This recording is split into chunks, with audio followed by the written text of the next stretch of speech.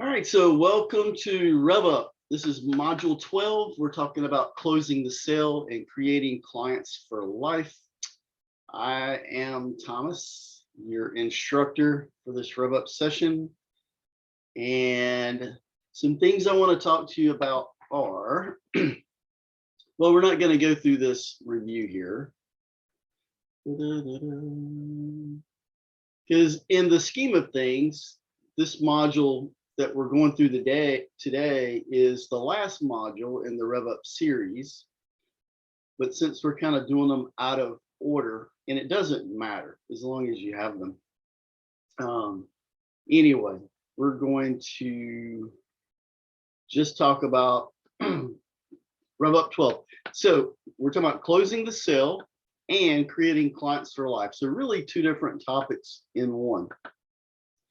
So to begin, I want you to understand the closing disclosure, or at least we're not going to go through the closing disclosure, but we're going to discuss it. When do you go into escrow? What is time of the essence? And when we talk about the pending path, what does that mean?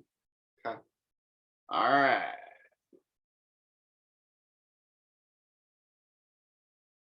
All right, come on, computer. All right, we're also going to talk about some typical due diligence timeframes, different types of contingencies, who helps us during the pending path, what kind of communication should you have, what does follow-up look like, and how do you create clients for life. All right, so as always, we have an affirmation. And if you will, on 3, just unmute. And hey, let's just say this affirmation together. 1, 2, 3. I know my strengths. I know what strengths and what my revenue producing activities are. I love delegating the busy work to to those who are better at it than I. All right. Hey, this is easier said than done. It took me, well, let's see. I got my real estate license in 2006. I didn't hire a transaction coordinator until about 2013. If I would have had one earlier in my business, I could have scaled faster. But anyway, so here we are. Know what your strengths are, know what you're good at.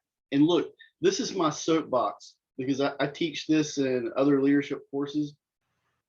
Most people think they need to get better or better their weaknesses, right? I tell you what, you will spend a lifetime trying to fill the gaps in your weaknesses. What really you should focus on is knowing what your strengths are and taking those strengths and doubling down and getting far ahead. Okay? God created us all different, so why not use the strengths? Why not focus on them and make that your thing? See, there are some areas that we do need to work on, right? But when it comes to business, the things that are our weak spots, like for me, I hate taxes, I hate organizing, all of that. I can do my own docs, my own TC work, but I would rather somebody else do it. It just frees up those couple of hours that I could be talking to people, which I'm better at. So you should run in your strengths. That's how you're going to scale your business. And you'll learn that as you go. Now, as a new agent, you're going to have to do all of these things, at least for a little while, because you're just starting, right? One reason is you need to know how to do all of these things. Before you can tell or lead somebody else to do it, you need to know how to do it. And if push comes to shove and your help falls away, then you're going to have to do it anyway. So anyway, so we're going to learn to run in our strengths. So what does it mean to close the sale? So, all right, let's talk about this closing disclosure a little bit. So does everybody, do you ladies know what the CD looks like? Closing disclosure, have you seen one? Yes. Yes. Okay, and I forgot to bring one up. Anyway, so are there any questions, like not how to use it, but as far as its use itself? Y'all have any questions? I don't.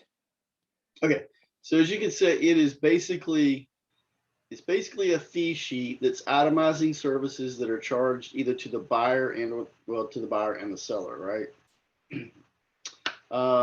So depending on whether you use a title company or an attorney, the terminology is going to be a little different. So an attorney, we go into escrow with either an attorney or a title agent or title service. So in North Carolina, it's good to know that we are an attorney-led state. That means even the title companies have an attorney doing the work behind them, okay? So it's different from like California and Nevada. When I closed on 2 houses in Nevada, never saw an attorney, didn't need one. In fact, attorneys focused on other things in that state. Well, in North Carolina, it's different because the attorneys here through history have had their hands in everything and they don't want to give it up. So for now, we're an attorney-led state. Having said that, there are some title companies that are good. However, I'll always want to have an attorney at the closing table to answer any questions and just in case anything happens. So even if I use a title company, I make sure they have an attorney on hand. That's just me. All right, enough on that. So what does escrow mean? It's the fully executed, which means signed by both or all parties, purchase and sale agreement that is accepted by an escrow closing officer or attorney, depending on your state. So the paralegal who works for the attorney counts, okay? When you deliver that fully executed sales contract to the attorney, we are now in escrow. Does that make sense? Yes. Okay. All right. So I'm gonna move on in escrow. Let me see. Escrow really means refers to the acceptance of the purchase and sale documents by an escrow closing officer or attorney. And at the same time, the earnest money is deposited into an escrow account. The purchase and sale agreement and all related addenda become the escrow closing instructions, followed closely by the escrow officer during the pending phase. So anyway, we don't see a whole lot on that side. All we know as agents is that we turn it into the attorney and we keep going, right? We assume the attorney is doing everything on their end that they need to be doing. And however, I will tell you this, as a good agent, you as the agent should always be following up with that paralegal, okay? You'll have the email. I would try to get the personal email, or I mean the email that goes directly to that paralegal that is working the file, not just the info at, thisattorney.com. That way, when there's an issue, you can go straight to that paralegal because some offices have multiple paralegals. Some offices have multiple paralegals working the same file, which I think is crazy.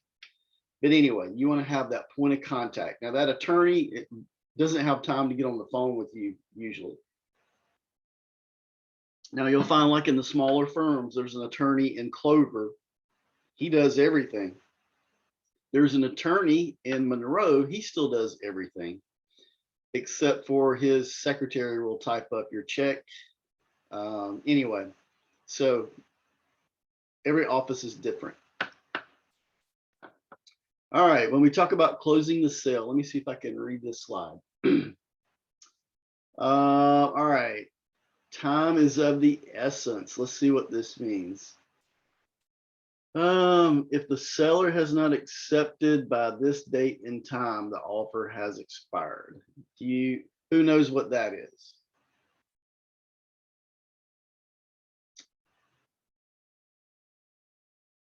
Has anybody written a contract yet? If you haven't, I'll save time. I have not. Okay. Andrea, have you? Yes, I read the contract. Okay.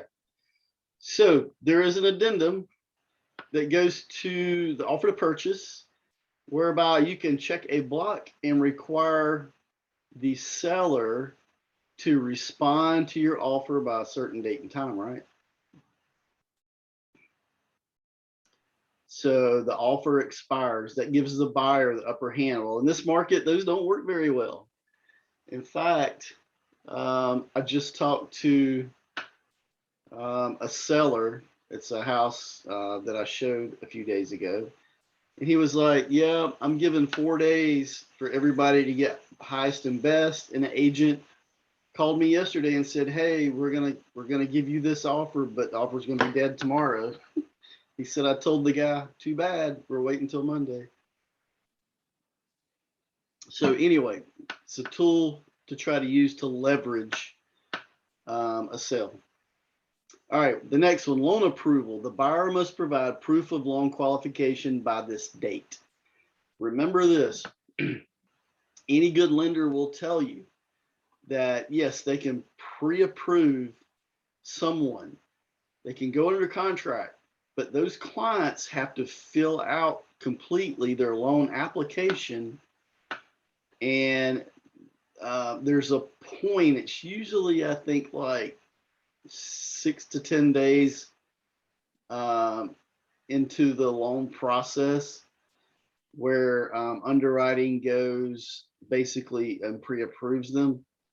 So they have to have proof of loan qualification by the state. They have to know that they can qualify for that loan. So just know that. When it comes to earnest money deposit, there's a time of the essence. If you remember on the offer to purchase contract, it gives you a couple of different selections, right? 3-day, 5-day. So remember that. Inspections, any and all inspections must be complete by this date, okay? Repair request, any request for corrections must be given to the seller by this date. This time is of the essence means it's very serious, because if you don't meet that time frame, the contract is dead. So as an agent, you'll learn these are the dates you'll put into your calendar first. Let's see what other notes I have here. Yeah, on repair requests, typically, if the seller does not agree to the repair request, the buyer typically must void by a certain date. If the seller agrees to make repairs, the repairs typically must be complete by a certain date. Let's see, another contingency could be the buyers have to close on another home before they close on the current home. Don't see that in this market. Closing in possession, all contingencies must be removed and all terms performed in order for the sale to record and funds to be released by a certain date. So lots of things have to happen for the sale to move forward. Now let's talk about due diligence and contingency removals. So what you want to do is what we call anticipate the curve. Ask yourself these questions. What should be happening right now? Is this closing happening, or is it being delayed? What could go wrong with it? Is there anything I can do to avoid it? So when you ask yourself these questions up front, you're able to get in front of potential problems. Like if you know that your buyer doesn't communicate very well, okay? You might want to go ahead up front and tell that paralegal, hey, if you need something from my client, like right now, contact me and I'll contact the client, or something like that. They may not do it, but it works to be ahead of the problems. Some or lender request. If the lender asks a buyer for something, usually they ping the agent as well, but some do not. So we need to often check in with your client to make sure that if they've been asked for any documentation by any of the parties in the contract, that needs to happen. Need to get disclosures from the sellers. Okay. How many days does a seller have to give you their seller disclosures when you go under contract?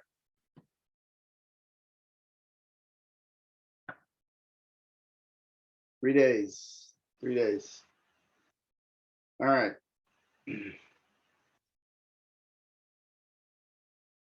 Okay. Well, who is going to help you during the closing phase? So here's what we're teaching you to do. We're teaching you that during this pending path, there are lots of people who will be involved in the close, right? Some will be providing services like inspections, appraisals, repairs, and others will be providing support such as your transaction coordinator, title person, your escrow officer, your broker, BIC, whatever. So these are people that you rely on. So remember, in real estate, you get to decide who you work with. If you work with an incompetent attorney one time, you don't have to use them again, okay? If you have an incompetent BIC, you can always go to another firm. If you get tired of working with that buyer or seller, you don't have to work with them again. Okay, but when we are looking at picking who we work with, say the attorney, the lender, people like that, we're going to look for these 4 things. We're going to look for confidence, education, dedication, and attitude. When it comes to competence, do they know what they're doing? Have they mastered their craft? And people are going to be looking at you in the same way. So early on, don't worry about being the master, but what you need to focus on is how you position yourself and what you say and what you do in front of them. Education. Does this person have the training and education that allows him or her to perform at the highest level? So, any of us professionals that work in the real estate industry, we have courses that we have to take, certifications that we have to take. So people probably wouldn't be in business if they didn't take the certification. So what are they doing above and beyond that to learn their market? When it comes to dedication, is this person really dedicated in performing their craft at the highest level, or are they just trying to get by? And you can tell when you start interacting with them. When you go out with a good home inspector, you know it. When you go out with a good contractor, you know it because it shows. When it comes to attitude, is this person optimistic, enthusiastic, and solution oriented? If not, you might want to find someone else to work with. Any questions? No. Okay. So when we talk about communication during the close and the follow-up, what does it look like? Well, it could be a phone call, it could be a text, it could be an email that occurs daily, even if it's to report nothing new. I think the last session, Andrea, I gave you a one-liner that you could text people, even if you have no updates to tell them, at least text them and say, hey, I'm in touch with the attorney, the lender. There are no new updates, but I just wanted you to know that I'm here for you. Anything like that. Just make sure there is no gap where you go silent. When you go silent or go MIA, our clients get frustrated, they get upset, and they start talking to other people and trying to get advice from them, and that's no good. All right, so you're going to call, text, or email depending on the communication style you have with your client. Now, when it comes to the lender, the attorney, here's what I would recommend. They're too busy to be on the phone unless they're just real personal friends. email them, once or twice a week. How's it going? Anything you need for the closing? Anything you need for my client? Those types of questions. They'll be glad to hear from you, because you know what? When we all know that we're leaning forward, we know that it's going to close. Whoops. All right. Who does the communication and follow up? I'm glad you asked. If you're an agent who is closing 4 or more transactions in a month, you need a transaction coordinator. Now, if you're closing 3 a month on a consistent basis, maybe you should get a transaction coordinator. But until you're closing 3 to 4 a month consistently, I would say you need to do your own transaction coordination. You need to do your own paperwork. The reason is because you want to make sure you're going to have enough money in your budget to scale. Now, when you get a transaction coordinator, it does free you up. But if you don't take that time to go lead generate, you're not going to bring more business in. So until you get to the point where you can sustain that budget in your business, do that work yourself. So that I would say newer agents, you do this communication and follow up. Now, let me say there's a caveat. When it comes to getting a client from contract to close, even if I used a transaction coordinator, they would be doing some of the communication, like scheduling the appointments, scheduling the close, scheduling the inspections. But I would be on the phone contacting the paralegal, contacting the lender. That's my business. This is my client. I'm going to show them that I'm involved. Now, everybody doesn't have the same philosophy as me, so you need to choose that for yourself. But think about it. If it's you standing behind your business, who do you want them to think about? Do you want them to think your transaction coordinator is running the business, or are you running the business? All right, vendors. Who contacts vendors? Again, could be you or the transaction coordinator. Let's see what I need.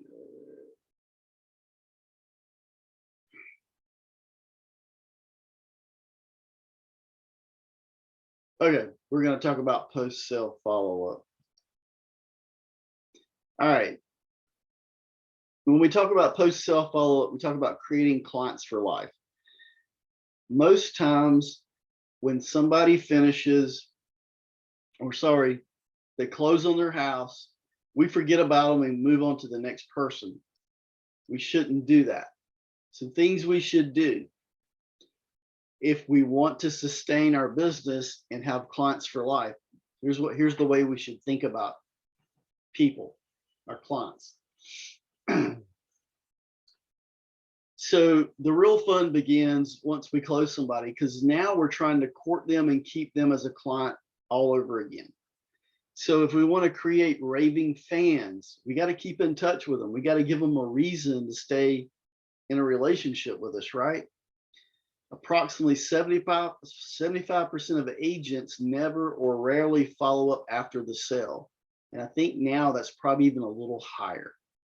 So that's sad, because these people that you've actually been talking to them almost every day for a month or a month and a half. You have a relationship, you shouldn't drop it. So in order to set yourself apart, what you need to do is set up a plan to keep in touch with these clients that you have this relationship with. Grow the relationship.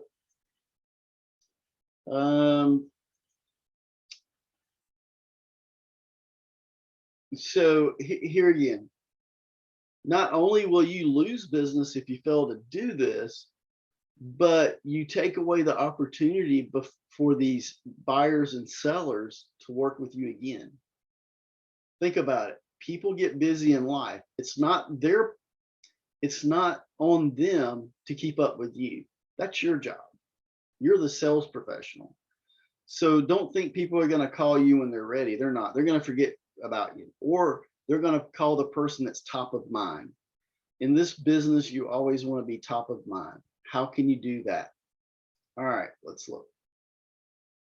Staying in touch can be easy if you have a plan.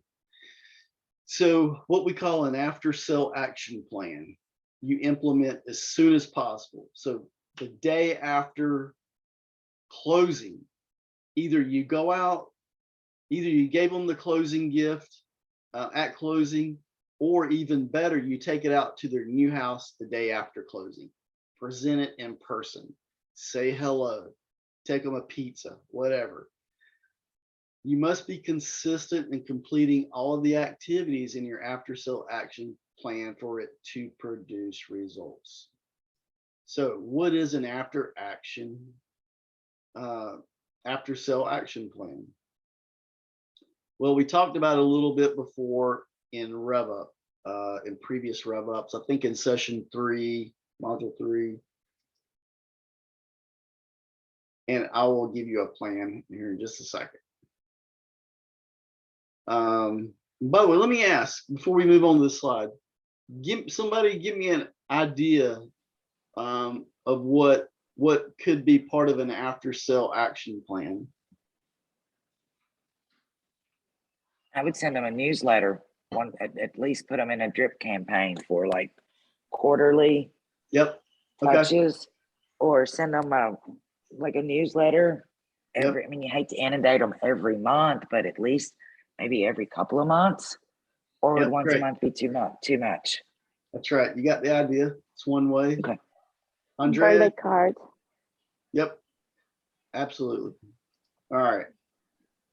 I will move on to this next slide. All right. So it's going to take time to put all this together.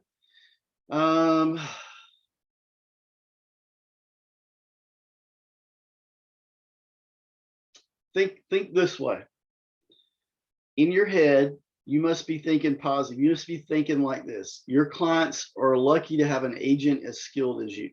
Okay. That is, you're the subject matter expert. And they want to refer their friends and family as well as their coworkers to you. And they are unaccustomed to your level of care and consistency, meaning your level of care and consistency is way above what anybody else offers. Then they will brag about you. All of these things are true. Look, you don't even have to be a superhero for these things, for people to feel this way. You just need to be able to perform up to standard and actually do what you say you're going to do, because 9 out of 10 people will drop the ball. If you are the agent that takes care of people, keeps in touch with them, makes them feel good, they're going to want to refer you to all their friends, family. Okay. Again, people are unaccustomed to the kind of level, high level of care and consistency that we can bring them. I'll give you an example. Last month I went to Dominican Republic for a week. I can tell you, I've never had that level of customer service in my life, sustained for a whole week, living on a complex with the same people, the same servers, the same, everything. These people were friendly the whole 7 days, all day long. And I'm like, wow, that can't be just training. That part of that has to be part of their culture. There's just no way you can pull that off for 12 hours a day. So let's look at ourselves. In some of our Rev Up sessions, we do kind of get into who we are, what our character is, how we can grow our character, how we can build ourselves as leaders. But really, when we're on our game, we're taking care of people, we're going to win. You're going to grow a big business. I'm telling you. All right. So here is a simple but effective annual after sale action plan. So ASAP, after sale action plan, if you like acronyms.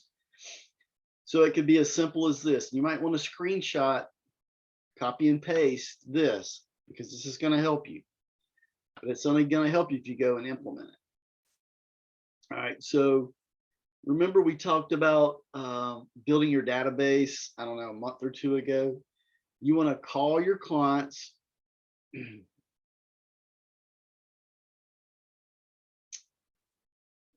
Let's see if I want to, if I agree. Let's see.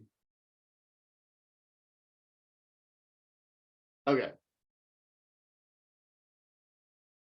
Okay, so this right here, this plan is like a very basic plan, but a very workable plan. So let me go back.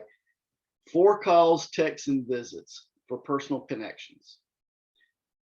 For me, it depends on if it's an ABC client. If it's an A client, they're going to get a drive. I'm going to drive and see them.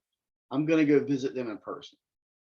And if it's a B client, I may do that as well. If it's a C client, I will probably text them. But you should call all of them. And here's an idea. So once a quarter, you could take the Ford script, family, occupation, recreation, and dreams. Call each person and have a conversation. If you don't know what to say, you start with, how is your family? Oh, are you still working for so-and-so? Are your kids still playing ball? And hey, if you could have the perfect house to put your family in to fulfill their dreams, what would that look like? Again, this is just a way to start conversation. But at least once a quarter, at least 4 times a year, the very minimum is they should get 4 calls from you that year. Could be a text, could be a visit. Okay. All right. That's step 1. Step 2, 12 printed and mailed newsletters. So we're saying printed because they're physically getting something in their mailbox. Now, this is not stuffed in their newspaper box. This is a class A letter or whatever. This is sent into the home. They're going to see you on print. So you could do this once a month. You could do it every other month, or you could do it, once a quarter. Right here, we're saying this is cheap enough, less expensive. I mean, this is cheap enough for your budget to do once a month. You want them to see your face, associate it with your name and your mission, what you do in real estate. The next step is 12 electronic market updates. This is email, right? So you could put them on a market update through your CRM, the website that we give you through Realty One Group. Another touch is one birthday card. Everybody has a birthday every year, right? Find that birth date, send them a card. Next, you can send them a holiday card. Pick your favorite holiday, and every year say, because this is my favorite holiday, I'm reaching out to say, Merry Christmas or Happy Thanksgiving or whatever. These are opportunities for you to connect with people. And then the last one is social media. So let's go back. Mail your clients or call them on their birthday, give them a holiday card. We talked about that. That's 2 contacts right there, birthday card, holiday card. Social, when it comes to social media, I think we give you a social media plan in Rev Up 2 or 3. But that social media plan, if you're on social media, you should be on there at least once a week, but probably minimum of 3. So when you really think about it, let's count these up. 4, 12, that's 16, plus 12 is 28, 29, 30, 31. So if we follow this simple plan and we hit them with social media just one time, that's 31 times. But really social media should be 1 time a week. So that's 52. That should be 82 times a year that we connect with our people. Anyway, you'll see that it's so simple. We can be in front of them quite more visibly than you think we really could. So, but to do that, you got to be consistent. And to be consistent, you got to have a system. You got to follow that system. And that's what we try to give you. So one of the systems that we give you to build your database every day is the 1 habit. Who would like to tell me what the 1 habit is?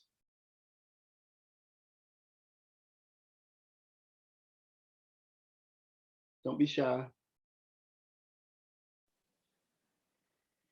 I'll say it. Call 3 people already in your database every day. Call 3 people in your database. Add 3 new people to your database every day. Then send 6 handwritten notes, 1 to each of the people you spoke with that day, new and existing, to keep building that pipeline. Okay, this is real easy. Snap, screenshot this, whatever you need to do. Keep this in your phone. I have this in my phone as a photo, so I can go back and look at it. 336. It's easy. And that is all I have for Rev Up 12. Now, let me pull up a couple of forms. Give me just a second. You're gonna, let's see. Let me see what this is. Ah.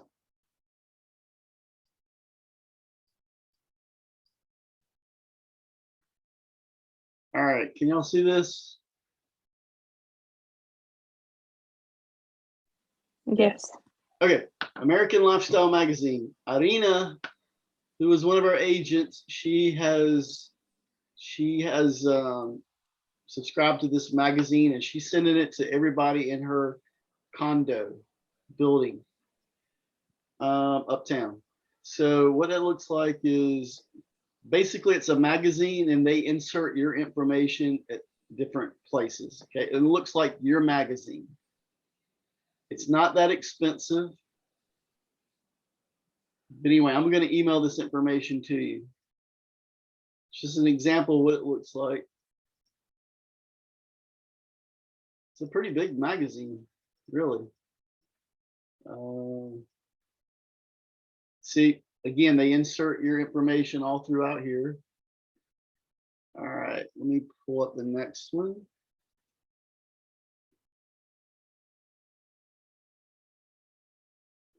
Yeah, this is Irina here. This is what her magazine looks like. And if you want to email her and ask her about it, feel free to do that. But okay, that's that. One thing you're going to need before you get to the closing table is a form that lists utilities and property tax information. So I'm going to email you this.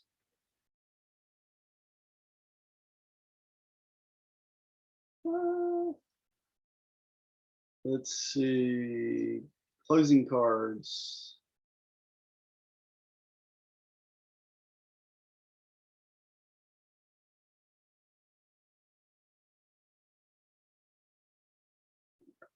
Here we go.